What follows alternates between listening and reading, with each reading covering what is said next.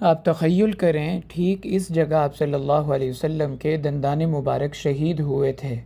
گویا یہ جگہ آپ صلی اللہ علیہ وسلم کے مبارک خون کی گواہ ہے۔ السلام علیکم ورحمۃ اللہ وبرکاتہ۔ ناظرین، آج فجر کے متصل بعد یہاں جبل احد کے دامن میں واقع شہدائے احد کے مزار پہ حاضری کے لیے حاضر ہوا ہوں۔ ماشاءاللہ صبح کے وقت کیا ہی پرسکون اور پر نور ماحول ہوتا ہے، اور آپ دیکھیں مدینہ شریف کے کبوتر اپنا رزق چن رہے ہیں۔ ان کو دیکھ کے وہ حدیث مبارک یاد آ گئی جس میں آپ صلی اللہ علیہ وسلم نے ارشاد فرمایا، اگر تم اللہ پر ایسے بھروسہ اور اعتماد کرو جیسا کرنا چاہیے تو وہ تمہیں پرندوں کی طرح رزق دے گا، جو صبح کو اپنے گھونسلوں سے بھوکے نکلتے ہیں اور شام کو پیٹ بھرے ہوئے واپس جاتے ہیں۔ اور انسان کا حال عجیب ہے کہ صبح کام پہ جاتے ہوئے گھر سے پیٹ بھر کے نکلتا ہے اور شام کو جب گھر واپس لوٹتا ہے تو بالکل خالی پیٹ ہوتا ہے، یعنی اس کا معاملہ بالکل ہی الٹ ہے۔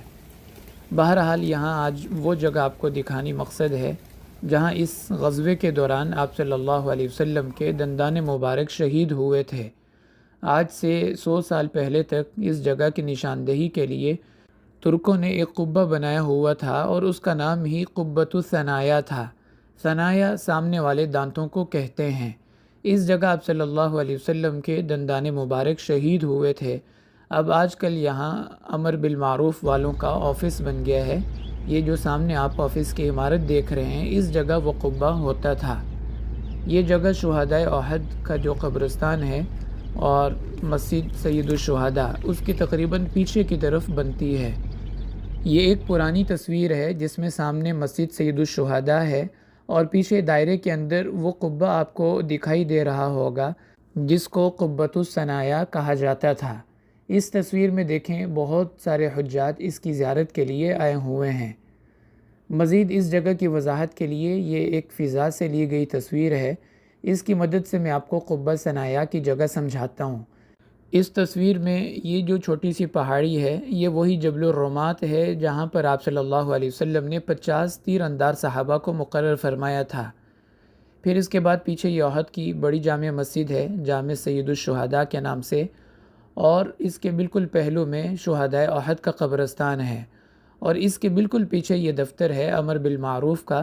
اس جگہ قبۃ الثنایا ہوتا تھا اور اس جگہ آپ صلی اللہ علیہ وسلم کے دندان مبارک شہید ہوئے تھے۔ باقی رہی یہ بات کہ آپ صلی اللہ علیہ وسلم کا کون سا دانت مبارک شہید ہوا تھا، اس کے بارے میں بخاری اور مسلم کے الفاظ تو یہ ہیں کسرت رباعیتہ، کہ ایک رباعی دانت آپ کا ٹوٹ گیا تھا۔ یہ دانتوں کی تصویر آپ دیکھیں، اس تصویر کی مدد سے میں آپ کو نشاندہی کرتا ہوں۔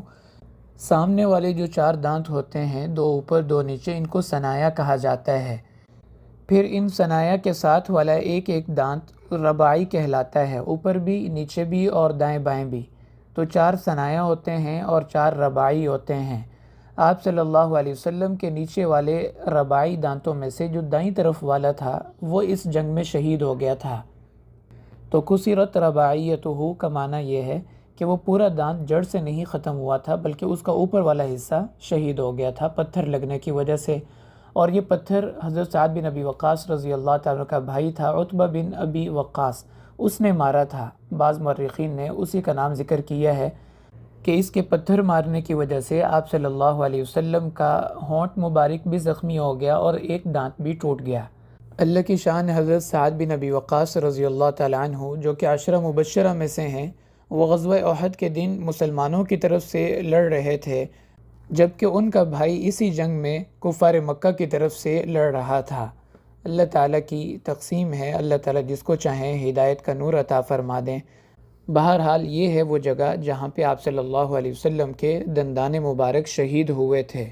تو یہ احد کے تاریخی مقامات میں سے ایک بہت تاریخی زیارت ہے جس کے بارے میں بہت کم لوگ جانتے ہیں۔ امید ہے کہ ان تصویروں کی مدد سے یہ جگہ آپ سمجھ گئے ہوں گے۔ اللہ تعالیٰ آپ سب کو یہاں کی بار بار حاضری نصیب فرمائے۔ وآخر دعوانا ان الحمد للہ رب العالمین۔